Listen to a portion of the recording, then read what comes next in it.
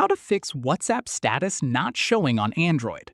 This tutorial walks you through the most common fixes so you can start viewing statuses again. First, swipe down from the top of your screen and check your Wi-Fi or mobile data is connected.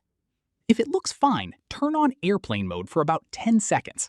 Then switch it back off to refresh the connection. From there, open the Settings app. Tap General Management. After that, tap Date and Time. Make sure Automatic Date and Time is turned on.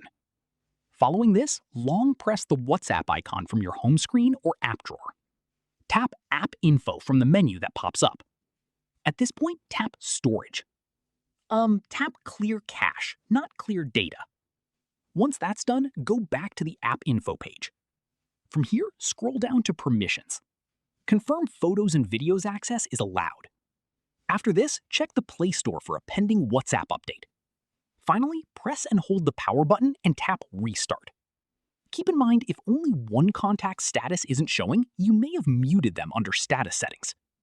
Once restarted, open WhatsApp and check your statuses. If this helped, drop a like, subscribe for more Android tutorials, and tap the bell.